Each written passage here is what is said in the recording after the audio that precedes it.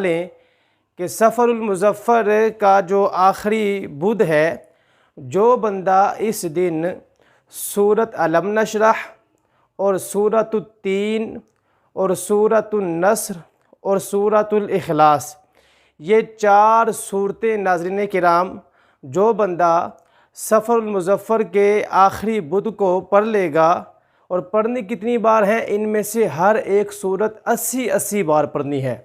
اور ناظرین کرام یہ بھی یاد رکھیں کہ جب بھی صورت کوئی بھی پڑھنی ہے تو اس کے شروع میں بسم اللہ الرحمن الرحیم یہ آپ نے لازمی پڑھ لینا ہے۔ تو ناظرین کرام 80 مرتبہ ہر ایک صورت پڑھنی ہے، اور ہر صورت شروع کرنے سے پہلے بسم اللہ الرحمن الرحیم بھی آپ نے پڑھنا ہے۔ ناظرین کرام صورتوں کے نام دوبارہ سماعت فرما لیں: سورۃ علم نشرح، سورۃ التین، سورۃ النصر اور سورۃ الاخلاص، یہ 4 صورتیں ہیں، یہ آپ نے پڑھنی ہیں۔ اور ملے گا کیا ناظرین کرام؟